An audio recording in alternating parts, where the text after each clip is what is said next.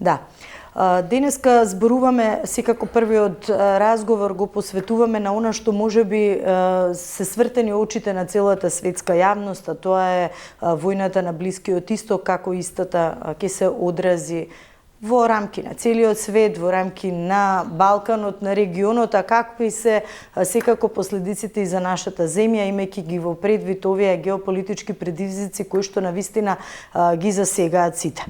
Добар ден му велам на мојот денешен гостин, универзитетскиот професор Дејан Маролов. Добре дојдовте, професоре.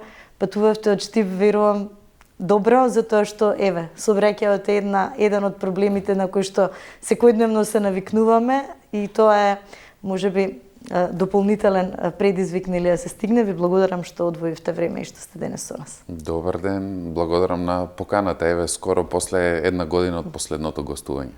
Ајде, еве, една година од оваа временска дистанца, пред да го почнеме разговорот, поразговаравме малку, можеби е, еве, неблагодарно, меѓутоа мора да се направат некои анализи за тоа од геополитички аспект како треба да се гледаат работите. Војната на Блискиот Исток можеби е еден од клучните работи што сега го сврте целосното внимание на светската јавност. И практично на дневна основа ја анализираме, ако може така да се каже, имајќи во предвид дека сега еве американскиот претседател даде нов временски период до утре да одговори Иран дали ќе го дозволи протокот по Ормускиот теснец. Иран пак возвраќа дека ќе нападне уште пожестоко доколку инфраструктурата му се допре.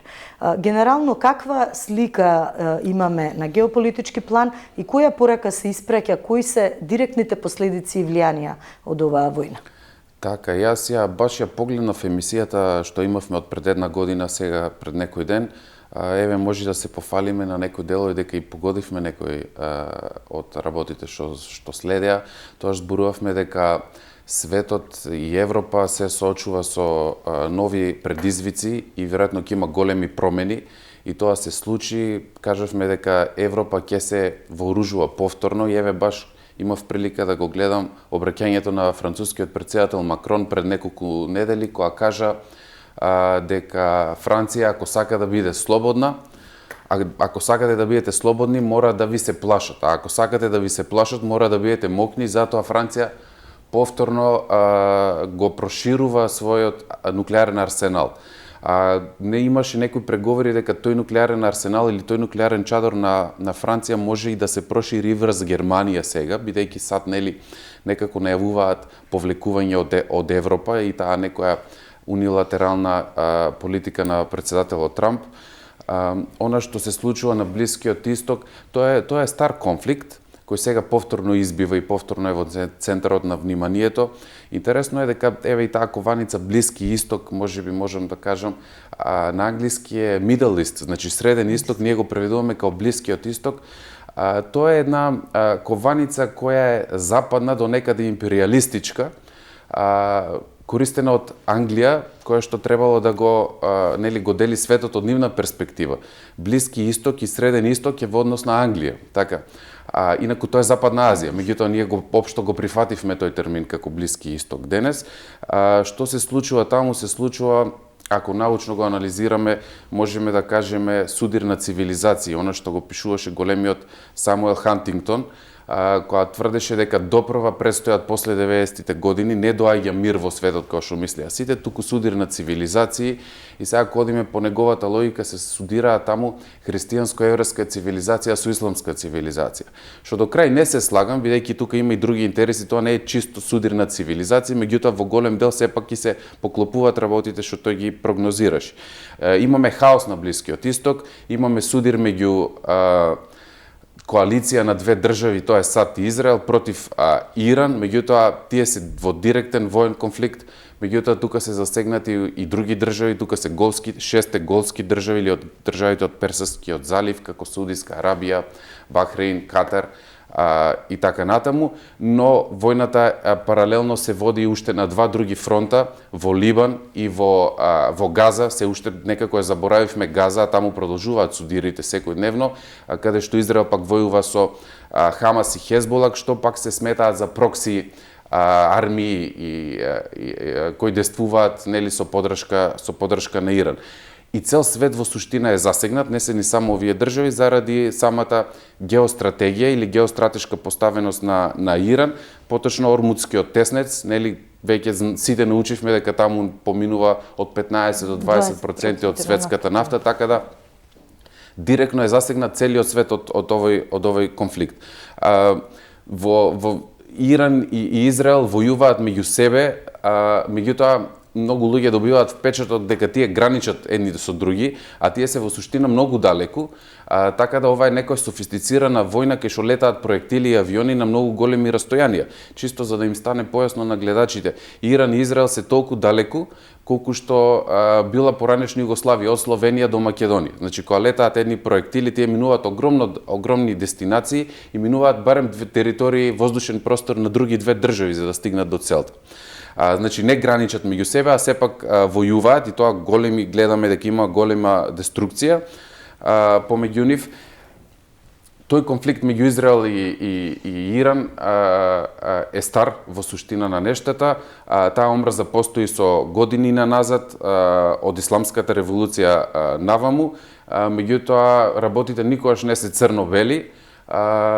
Така да, ако погледнете вие во Иран, например, ќе видите дека во Иран денес живеат евреи, еврејска заедница, што не живее од денес таму, туку тие живеат таму од секогаш. И многу малку е познато, можеби ќе им биде интересно и на гледачите, во парламентот на Иран имаат систем кај што се представени религиозните малцинства. Во парламентот на Иран има едно загарантирано место за еврејската заедница ден денес. Значи, они имаат свој представник во иранскиот парламент. Имаат и христијаните, 3 места имаат. Христијаните, едно евреите, например, во иранскиот парламент. Двете држави не се етнички хомогени, ниту Израел, ниту Иран, се сочинети од повеќе етнички заедници. Израел е многу мала држава компаративно со Иран, значи имаат некои 10 милиони жители, по територија се 70 пати помали од Иран, за разлика од Иран кој има многу повеќе жители, е многу поголема територија, но ниту Израел се 100% евреи, затоа што таму се некои 80% евреи, остатокот се арапи, ниту Иран сепак 100% древните персијци, односно фарски јазик кој зборува, таму има и азари, например, има и курди, има и бахаисти као религиска форма, која е слична на исламот, ама сепак не е ислам и таа е прогонувана, таа не е призната, затоа што тие пак имаат свој центар во Израел. Така да работите се прилично искомплицирани на Блискиот исток. Професоре, колку овие актуелни конфликти практично го менуваат глобалниот баланс на моќ? Дали го менуваат во суштина на нештата, повеќе ни го покажуваат балансот кој постои, отколку што реално ќе го променат. Го слушав големиот професор Мир Шајмер, кој е експерт по меѓународни односи и е представник на таа реалистичка теорија во меѓународни односи, или ја викат неореалистичка теорија, или структурен реализам уште поточно. Тој тврдеше дека ова нема да ги претерано да ги ослабне САД, само по себе. Затоа што имаме примери од минатото, вика и например, изгубивме и во Виетнам изгубивме, тој тврди дека САД изгубиле, ама тоа вика не го ослабна САД да не биде светска сила. Така да и сега ќе се случи истото, тоа дури да изгуби војната не значи дека САД ќе престане да биде светска сила, но сепак е показател каде што имате судир нели на најголемата светска сила со, како го викаат, средна сила, како Иран, и сепак не се во состојба да ги извршат да ги извршат своите цели. Иако нели може да дебатираме околу целите на САД, тука е предмет на дебата, претседателот Трамп тврди дека целите се веќе остварени, дека војната ќе заврши нели секој момент. Тоа го тврди нели еден ден, другиот ден ќе каже дека ќе даде некој нов ултиматум и пак се враќаме на почеток. Останува прашањето кои се целите на САД. Го имаме тука изјавата на подпредседателот Венс, кој кажа дека целта на САД е да не мора да го повтора тоа што го прават со Иран на долг рок. Значи да го оневозможат Иран на толку долг рок што не би морале пак да се враќаат за некое брзо време. Дали е тоа цел на САД или на Израел, и тоа е предмет на дебата. Некои тврдат дека САД се вовлечени во војна заради интересот на мокното еврејско лоби во самиот САД. дури имаше и во израелските медиуми некој објави дека подпредседателот на САД јасно зборувал, бил јасно против оваа војна, но подосна беше демантирано од Белата куќа, додека пак председателот Трамп имаше неколку контраверзни изјави кои се во однос на целите на Иран. Имаше една изјава кој што кажа ни треба иранската нафта, нас не интересира само иранската нафта. За потоа да каже дека нафтата воопшто не е потребна на САД затоа што имаат венецуелската нафта и дека ова го прават чисто ради подршка на своите сојузници, пред се мислејќи на Израел во регионот. Интересно беше и изјавата на државниот секретар Марко Рубио, каде што рече дека САД морале да интервенираа затоа што им јавиле нивните сојузници Израел дека ќе интервенираат и без нив, така да кога веќе војната престои, подобро е да бидат активни од самиот старт и да предземат иницијатива. Така да сето ова се мора да кажеме на ниво на овие информации ги добиваме од отворени извори, немаме инсайдерски информации, меѓутоа тоа е тоа што може да следиме од изјавите. Каде се сега САД? Веројатно во можеби најголемиот воен конфликт, има потенцијал да биде најголемиот воен конфликт во кој бил вовлечен САД по Втората светска војна, ако се решат за испраќање на трупи на терен, што е една од опциите, не знаеме дали ќе дојде до тоа. Но постои ли ризик, професоре, вака како се одвиваат работите, да се прошири во поширока реална војна? Видете, интересно е дека САД не биле во воен конфликт, зборувам формално правно, од 42 година навам.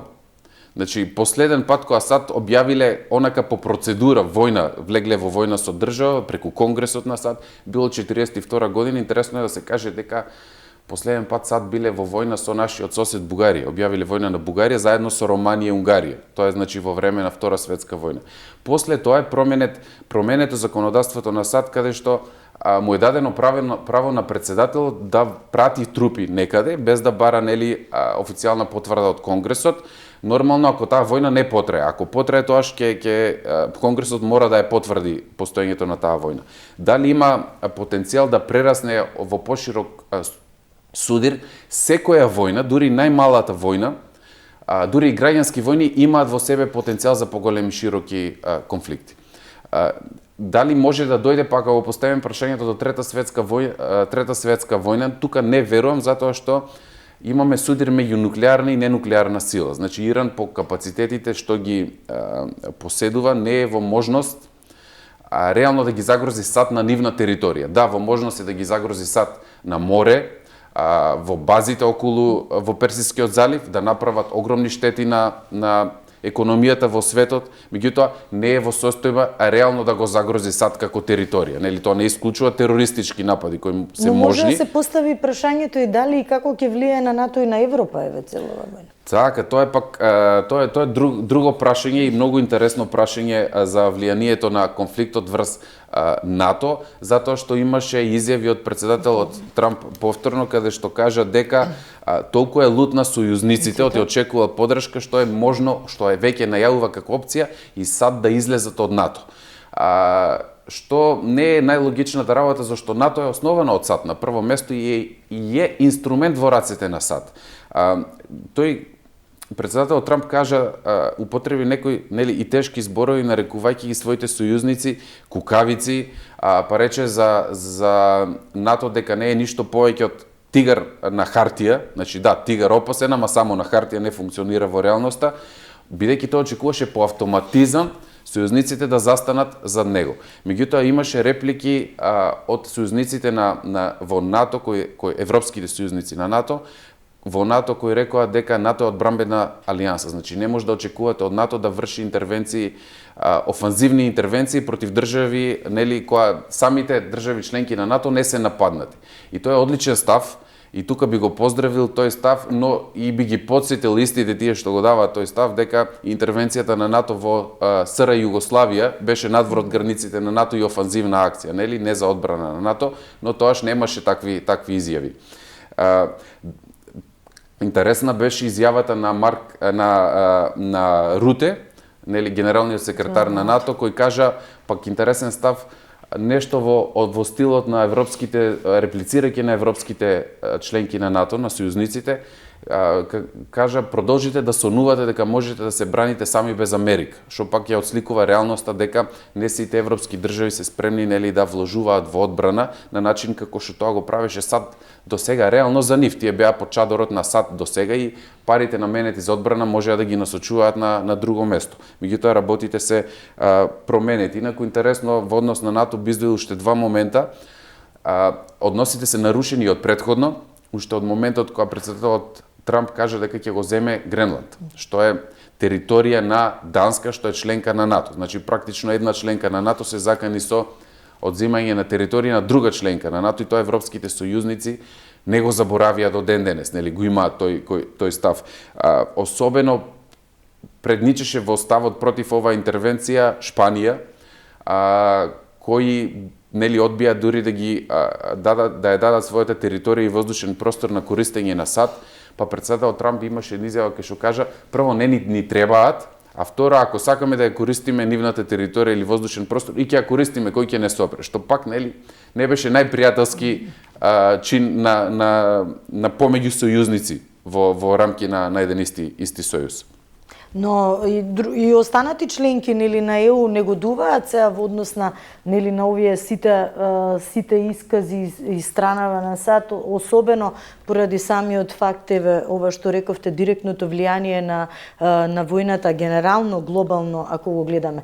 Но ако постои опасност за проширување секогаш, како што кажавте, во секоја војна, па и најмалата постои простор за ескалација на војниот конфликт. Постои ли она што можеби сите го посакуваат, можност за мировно решение? Овие сега неколкукратно нели ги одложувања на барањата на САД и реакциите на официјален Техеран, сепак оставаат ли простор за да се размислува за ефективно и за брзо реално решение со мир? Со мировен договор. Во суштина, на најголем дел од државите во светот или на огромно мнозинство од државите во светот им одговара ситуација на што побрагу да се дојде до мирно решение на оваа криза, на било кој начин, затоа што заради самиот теснес за кој зборувавме, пати економијата во целиот свет буквално. Значи, ако рипаат цените на нафтата на берзата, тоа повлекува поскапување на сите други нели продукти. Мирот, притисокот ќе биде и е веќе насочен и кон САД за да дојде до што побрзо крај на војната интервенција. Мислам дека идејата од самиот старт на претседателот Трамп не беше некоја долга војна, во која очигледно веќе заглавуваат повеќе. Веројатно беше планирано копирање на венецуелското сценарио, каде што нели го елиминирате лидерот на државата и очекувате дека потоа работите ќе одат многу поволно за вас. Тоа се случи во Венецуела, меѓутоа гледаме дека не се случи во Иран. Реагираат сите држави во светот на еден или на друг начин. Веројатно продолжување на оваа војна и одговара на Русија. Што е контрадикторно, бидејќи нели Русија се сметаше за некој вид на непријателска држава на Западот, генерално, меѓутоа тие профитираат од моментот на укинување на санкциите, или, односно, не зборуваме за укинување, туку за олабавување на санкциите кон Русија заради недостатокот на нафта и газ во светот. Интересно е, например, дека САД ја притискаше Индија, па и Пакистан, ги притискаа прво да не купуваат ресурси од Русија, да воведуваат санкции, а сега пак ги викаат купувајте затоа што нема од кај да купуваат, нели? Ама па Индија па купи нафта од Иран, така да веќе почнуваат да кажам дека работите се многу комплицирани, не може да тврдиме ние дека нели работите се црно-бели, многу сметаат дека ова се прави заради интересот на САД во Иран е ослабување на кинеското влијание. Ама пак, ако малку подлабоко ги анализираме работите, да, можеби е точно тоа за Венецуела, можеби е точно и за Иран, ама не може да тврдиме зошто, затоа што, не знам, малку е познато во јавноста дека да, Иран е огромен извозник за Кина, ама тоа е само 10% од увозот кој Кина го добива на нафта. Например, Саудиска Арабија е многу поголем извозник за Кина, што е исто во Персискиот залив, а знаеме дека токму Иран ги гранатираше позициите во Саудиска Арабија. Сега ако е Иран сојузник на Кина, малку не е логично Иран да ја напаѓа државата што е најголем извозник на нафта за Кина. Така да Има нели позадински игри сигурно, меѓутоа целата слика и не можеме да ја видиме од страна. Значи ќе треба да помине некое време. Некое време за да може така да се изанализира. Професоре, ја споменавте руско-украинскиот конфликт кој што практично како во втор план да падна, имајќи ги во предвид овие секојдневни случувања и исчекувања која одлука ќе се донесе, како ќе се одвива војниот конфликт. Меѓутоа, дали оваа војна практично влегува во некоја замрзната фаза или како да ја кажеме, или можеби се очекува некоја ескалација на целиот тој конфликт, бидејќи предолго и тој трае. Имаше неколку обидени или разговори за мировно решение, но гледаме дека и таму работите практично не мрднуваат во однос на тоа мировно решение, се подалечно е од онаа позиција што до сега има. Ситуацијата во Украина навистина е страшна и таа трае подолго време. Таму има активен воен конфликт каде што се борат нели милиметар по милиметар и веројатно може да констатираме дека руската армија постепено напредува. Тоа напредување е со огромни жртви за двете страни и огромна деструкција, меѓутоа руската армија напредува чекор по чекор. Оваа ситуација со Иран и те како одговара на Русија, затоа што вниманието сега на светската јавност е насочено кон Иран, а не кон Украина, така да веројатно ќе пробаат да го искористат овој меѓупериод за некое освојување на територија плюс, што ќе може да биде аргумент плюс за Русија во идното договарање на мирот. Видете, меѓународно право какво и да е, нефункционално и сето тоа, постои. Никој не може да може да ви одзема територија со сила, како што тоа го прави Русија во Украина. Меѓутоа, таа ситуација никогаш нема да биде меѓународно правно легитимна. Значи, тоа е нелегитимна, нелегална окупација, наметната со сила. Се до моментот додека вие не се сложите на таа ситуација. Значи, што се бара од Украина? Таа да потпише дека ги отстапува определени територии на Русија и со тоа војната би била ставена нели во мирување или би бил донесен мирот. Барем тоа е она што можеме да го слушнеме што е на маса како преговори. Значи, докаде стигнала руската војска да ја признаат таа фактичка ситуација украинците и да признаат дека тоа е суверена територија на Русија. Преголема жртва и прескапа цена тогаш за толку долги години војна. Дефинитивно преголема жртва и тоа ќе значи нарушување на еден принцип воспоставен на меѓународно право по Втората светска војна, што викаше забрана за промена на границите. Значи, ако може Русија во Украина, зошто да не може X држава на X територија, што им помогне и што може да освои територија. Меѓутоа, тоа не е од сега, ако се вратиме назад, промена на границите се случуваше и тука на Балканот, пред неколку години, и тоаш не беше сватено, не знам, толку сериозно, меѓутоа очигледно гледаме дека преседаните кои се креираат, потоа можат да се реплицираат во меѓународните односи. Па да станат правила.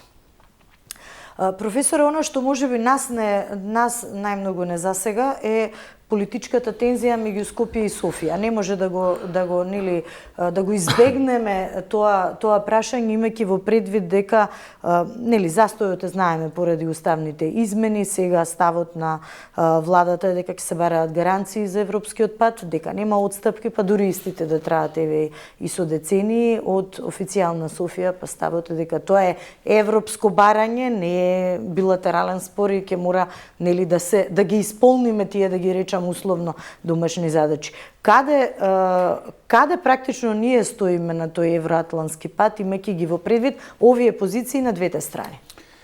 Во евроатлантската интеграција ние сме веќе интегрирани во НАТО, знаеме дека направивме огромна жртва за влезот во НАТО, а сега гледаме дека НАТО е предможност за распад, нели? Меѓутоа, пак е позитивно што сме во НАТО, што сме интегрирани во некој безбедносен чадор, каков таков, нели, тоа е единствениот во овој дел на светот. Во однос на евроатлантското партнерство, ние сме стратешки сојузници со САД, барем нели официјално. Во реалноста тешко да може да зборувате дека сте стратешки сојузник со некој што е многу пати поголем од вас, помоќен, нели? Меѓутоа го имаме тој договор за стратешко партнерство и тука јас разликувам два правци. Едно е да зборуваме за морал и меѓународно право и меѓународни односи објективно од страна, и тоа го кажувам. Друго е ако си го гледаме нашиот собствен себичен интерес, како што го гледа секоја држава. Ако настапуваме во однос на второто, тоаш партнерството со САД мора да го чуваме и веројатно се очекува од нас ад хок поддршка на секоја акција што САД ќе решат да ја прават во светот, и би рекол дека тоа би било веројатно и добро за нашата политика и немаме некој друг избор, бидејќи ние и немаме некој друг стратешки партнер и историски гледано. Никој не застанал позади нас никогаш, освен можеби САД на почетокот на создавањето на независноста на државата. Во однос на во рамките на Европска унија имаме отсуство на стратешки партнер кој би стоел позади Македонија, нели, и би ја поддржувал во процесот на интегрирање. Гледаме дека нешто правиме со Англија, Обединетото кралство, меѓутоа да не забораваме дека тие излегува од Европска унија. Значи поддршката што ја добиваме од нив пак е од некој надвор од Европска унија. За жал позицијата на Бугарија во рамки на Европска унија е многу помогне од нашата, особено сега во контекстот на сето ова што се случува на Блискиот Исток и она што продолжува да се случува во Украина, затоа што геостратешки Бугарија е многу подобро стационира, побитна, да кажеме, за Западот, од што сме ние, затоа што излегува на Црно море и така натаму. Каде сме ние на тој пат кон евроинтеграциите? Ние сме земја кандидат многу години. Единствена држава што има подолг статус на земја кандидат е Турција. Ние сме втората која го има тој статус. Без почнати преговори, иако нели на 2-3 пати славевме во минатото дека почнуваме преговори, реалноста е дека ние немаме отпочнато преговори, значи не ни преговараме ние се уште. Ние сега фактички, ако го смениме уставот, она што е барање од францускиот предлог, што јас бев многу против кога беше предложен, и реков дека тоа ќе носи само поделби во државата долгорочно, и сега сме во таа фаза. Ако го смениме уставот со влез на бугарите и другите малцинства во проширување во преамбулата, нели, ние ќе отпочнеме преговори. Значи да немам илузии дека ќе станеме членка, ќе отпочнеме преговори. Онака како што е процедурата која важи до сега, бидејќи може тоа да биде променето. Никој не знае што ќе се случува во овие турбулентни времиња. Од која ќе почнеме да преговараме, има 30 кусур поглавија по кој се преговара. На секоја од нив Бугарија, или да бидеме објективни, било која друга земја членка има право да ни стави вето. Или вето, така. Секогаш.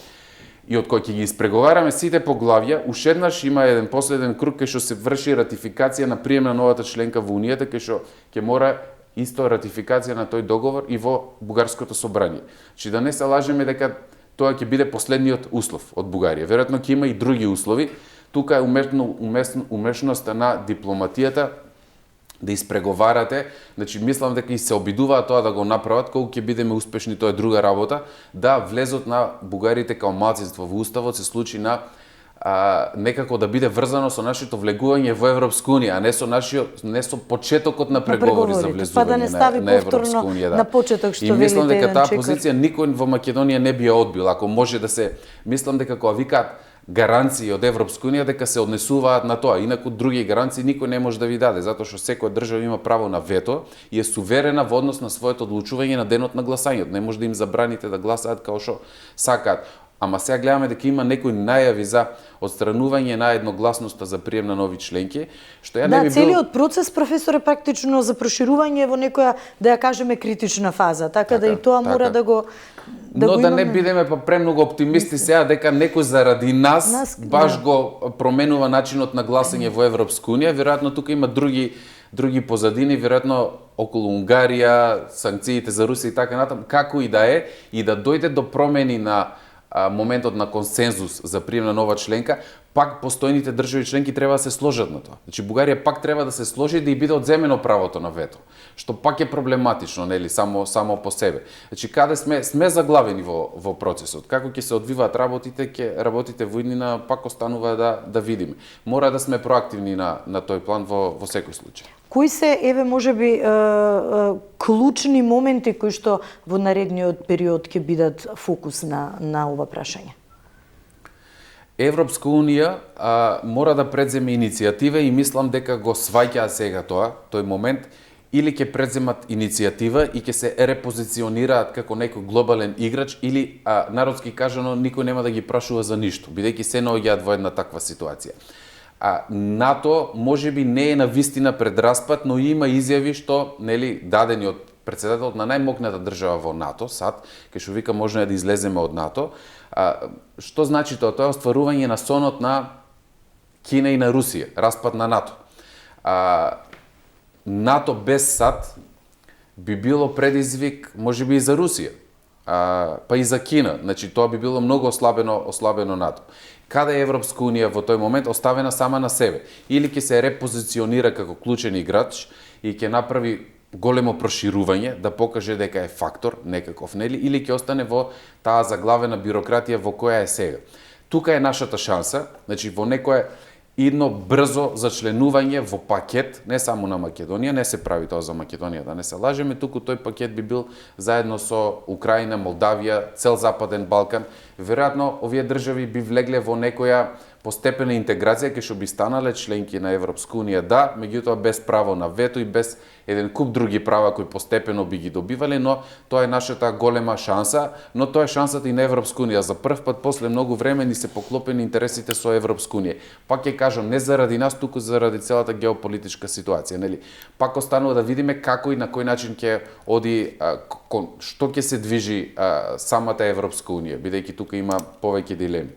Така, ќе има гласање за извештајот, мислам, во јунија, во Европскиот парламент, за извештајот за Македонија, ако да, добро. Може и оценка за вториот протокол, нели, на Советот на се очекува Европскиот толкување Совет во однос да. на протоколот и врските кои произлегуваат од протоколот.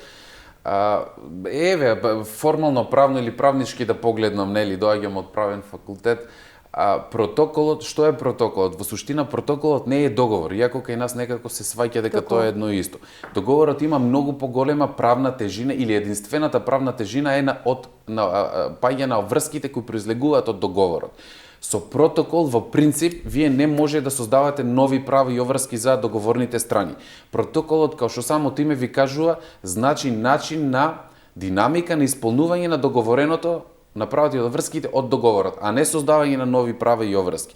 И можеби треба да се потенцира тоа кога преговараме, нели, кога сакаме да ја подобриме нашата позиција во рамки на Европска унија и со Бугарија, дека никаде во договорот, тоа го имам кажано многу пати, никаде во договорот за добрососедство не постои обврска за промена на нашиот устав со впишување на нови малцинства. Нема такво нешто. Тоа е додадено во француски предлог подоцна, нели, па има други обврски од протокол, меѓутоа во самиот договор не постои таква обврска.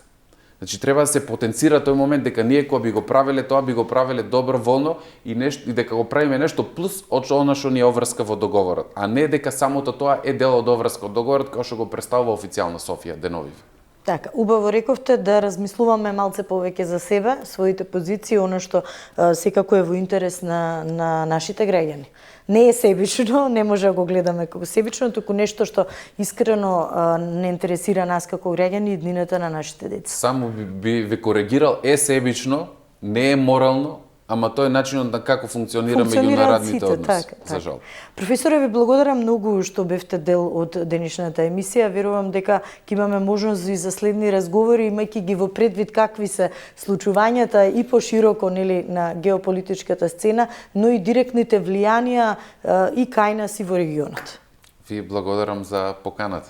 Така. Почитувани, правиме кратка пауза и се враќаме повторно во студиото. Останете со нас.